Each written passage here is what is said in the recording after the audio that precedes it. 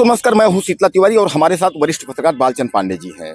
बालचंद पांडे जी, अब तो इस्तीफा भी हो गया, यानी शिक्षा मंत्री जो है उन्होंने इस्तीफा दे दिया। अब पांडे जी, हमारे दर्शक जो है जानना चाहते हैं कि आदमी कहता है ना कि अगर जो है पेंटी जो है अगर उतार दी जाए तो क्या दस्त जो है उससे दस्त खत्म नहीं होता है। यानी पेंटी बदल देने से दस्त खत्म जो है नहीं होता है, पैड बदलने से बच्चों का, ऐसे आप मान के चलिए कुल मिला करके। तो क्या शिक्षा मंत्री के बदलाव के बाद देश की राजनीति या शिक्षा स्तर में क्या सुधार कुछ होगा? हमारे दर्शक ये जानना चाहते हैं और यह भी जानना चाहते हैं कि क्या कांग्रेस जनता पार्टी अब इसके बाद फिर कोई कदम और उठाना चाहेगी? ये दूसरा सवाल है। और तीसरा ये है कि कांग्रेस जनता पार्टी का श्रेय जो है ये राहुल गांधी, केजरीवाल या रावण या संजय सिंह की हम बात कर लें, यानी केजरीवाल, संजय सिंह, क्या लगता है आपको? इन तीनों सवाल के जवाब आप दीजिए बारी बारी से। तिवारी, देखिए, ऐसा नहीं है कि ये शिक्षा मंत्री पहले हैं जहां पर पेपर लीक के बाद इस्तीफा दिए हैं। और भारत में ये भी ऐसा नहीं था कि नीट ही पेपर लीक ही हुआ, इसके पहले पेपर लीक नहीं हुए। ये प्रक्रिया जो है तिवारी जी, बहुत दिन से चली आ रही है। पेपर लीक, भ्रष्टाचार, नौकरियों में जबरदस्ती गलत तरीके से लोगों को रखना, ये आज का मुद्दा नहीं है या ये एनडीए के समय का मुद्दा नहीं है। ये 90 के दशक से जो शुरू हुआ है तिवारी, ये चलता आ रहा है। लेकिन जब से प्रकाश में आना शुरू हुआ है, ये हमेशा पेपर लीक हुए हैं। अभी आपको बता दें, पूरे भारत में इस समय तो चलिए सेंट्रल मिनिस्टर ने दे दिया। इस समय पूरे भारत में, खास करके अभी जो धरना प्रदर्शन चल रहा है, झारखंड में चल रहा है, पंजाब में चल रहा है और कर्नाटका में चल रहा है। अभी तेलंगाना के जो मुख्यमंत्री हैं रेवंत रेड्डी, उनके ऊपर, चूंकि उनके पास शिक्षा मंत्रालय है और वहाँ पर भी पेपर लीक हुआ है, वहाँ भी लोगों का दबाव जो है वो रेवंत रेड्डी पर पड़ रहा है कि आप शिक्षा मंत्री से इस्तीफा दीजिए, अपने पद से, अपने पद से जो शिक्षा मंत्रालय हटाइए। क्योंकि देखिए, ये शिक्षा मंत्रालय जो है, ये इतना आसान नहीं पेपर लीक रोक देना। ये मंत्री के साथ साथ इतना, देखिए, कानून के साथ साथ जो संस्थाएं हैं, जो पेपर परीक्षाएं करवाती हैं, जो पेपर सेट करवाती हैं, इनको भी कहीं ना कहीं कटघरे में खड़ा करना चाहिए। क्योंकि जो मुख्य मुद्दई होता है, जो मुख्य आरोपी बनते हैं ना, इसमें सबसे पहले जो पेपर जो करवाता है, संपन्न करवाता है, वो संस्था, प्लस जो पेपर सेट करते हैं ऐसे लोग। ये लोग अगर सुधर जाएंगे तो ढेर सारी समस्याएं वैसे भी हल हो जाएंगी। देखिए, मंत्री बदलने, आप चद्दर बदल देने से बिस्तर नहीं साफ हो जाता। आपको पूरी की पूरी व्यवस्था बदलनी पड़ेगी।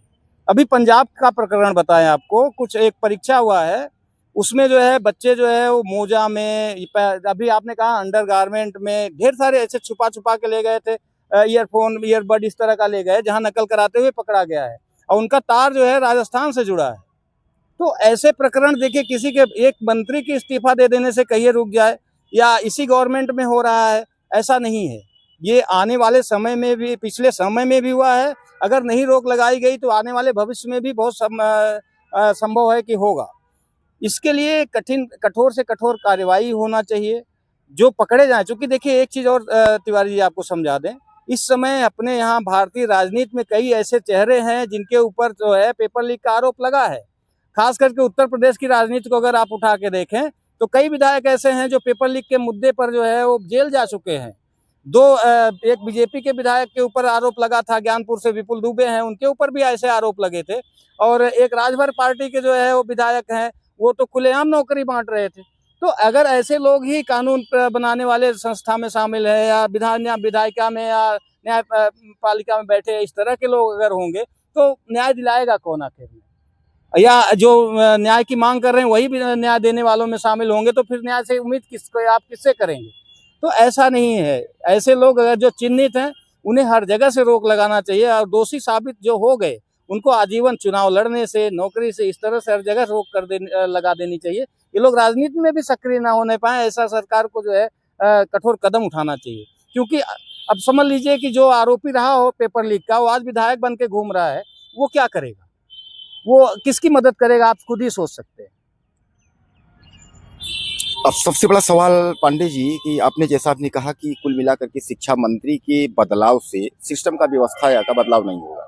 लेकिन अभी आपने कहा कि 3-4 राज्यों में जो है वो धरना प्रदर्शन भी चल रहा है और धरना प्रदर्शन। यानी कहने का तात्पर्य ये है कि चलिए केंद्रीय शिक्षा मंत्री हम कहते हैं कि देश के स्तर पर जो है मान लीजिए उनको जो है। तिवारी जी, एक मिनट आपको बता दें, हम कह रहे हैं राहुल गांधी हों, अरविंद केजरीवाल हों, ये सब श्रेय लेना चाह रहे हैं इस मुद्दे का। जो नीट पेपर लीक हुआ है इस पर सबने किया। पंजाब में गवर्नमेंट किसकी है? आपकी है ना, तो वहां भी शिक्षा मंत्री को हटा देना चाहिए था। इनको तो सही पूछिए, अगर ये धरने में शामिल हो रहे थे उससे पहले शिक्षा मंत्री को हटा के आना चाहिए था, क्योंकि इससे पहले नीट पेपर लीक होने से पहले पंजाब में पेपर लीक हो चुका था, पंजाब में धांधली हो चुकी थी, पकड़े भी गए हैं, संस्थाओं के लोग भी पकड़े गए हैं, उसके बाद भी शिक्षा मंत्री बने हैं। तो इनकी नैतिक जिम्मेदारी बनती थी कि आप पहले इस्तीफा दिलवाइए, लेकिन ये केवल राजनीतिक रोटी सेक रहे हैं। जितनी इस समय जिम्मेदार बीजेपी है उससे कहीं ज्यादा जिम्मेदार विपक्ष का भी योगदान है इसमें रहा है। विपक्षी भी उतने से उसके हकदार हैं जितना आज बीजेपी वाले हैं। ये कहते हैं बीजेपी के ऊपर आरोप लगाते हैं या दूसरे के ऊपर आरोप लगाते हैं, अपना दामन नहीं देखते कि उनका पूरा समझ लीजिए काला दामन बना हुआ है। ऐसा नहीं है कि सबके ऊपर जो है इस तरह के आरोप लगे हैं, सबके गवर्नमेंट पे आरोप लगे हैं और सबके गवर्नमेंट में जो है धांधलियां हुई हैं, भ्रष्टाचार हुआ है, पेपर लीक हुए हैं, लेकिन अपनी जिम्मेदारी कोई नहीं लेना चाहता।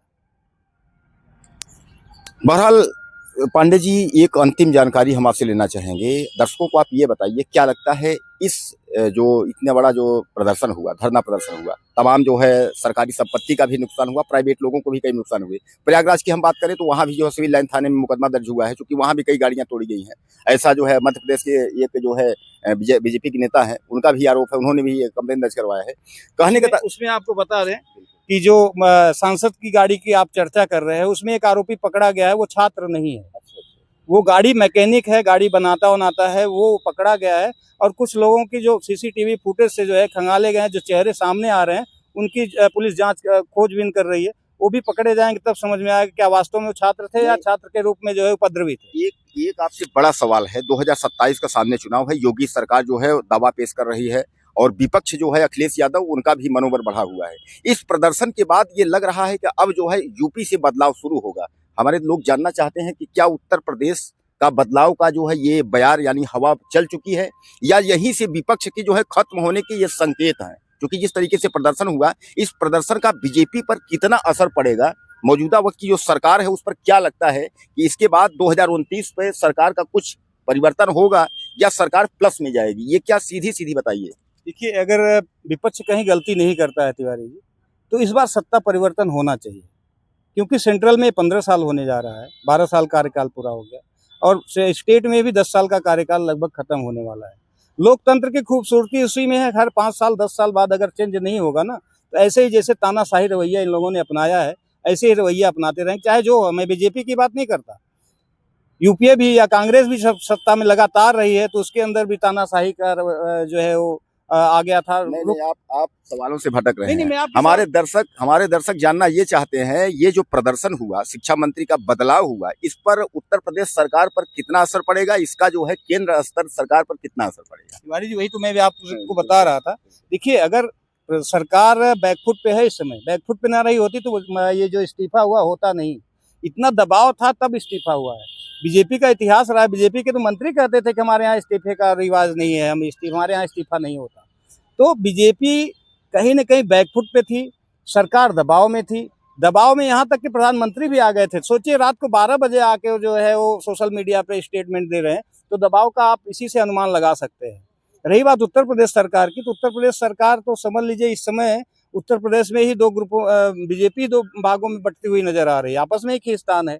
अब ये विपक्ष के ऊपर है कि वो कितना भुना सकती है ये जो प्रदर्शन हुए उसको, जो बीजेपी की इस समय मौजूदा स्थिति है उसको, क्योंकि देखिए अखिलेश के अंदर भी जो है, अभी तो समझ लीजिए कि बहुत अभी यहाँ बांदा के एक सांसद और विधायकों में ही तू मैं हुई थी, आपने देखा होगा।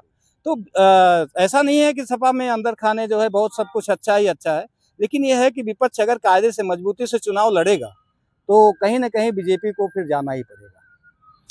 चलिए, बहरहाल पांडे जी आपको जानकारी दी। आपको क्या लगता है कि सरकार और सत्ता के बारे में और इस प्रदर्शन के बारे में? आप अपनी राय ज़्यादा से ज़्यादा कमेंट करिएगा और चैनल को सब्सक्राइब करें। अगले वीडियो में फिर मिलते हैं।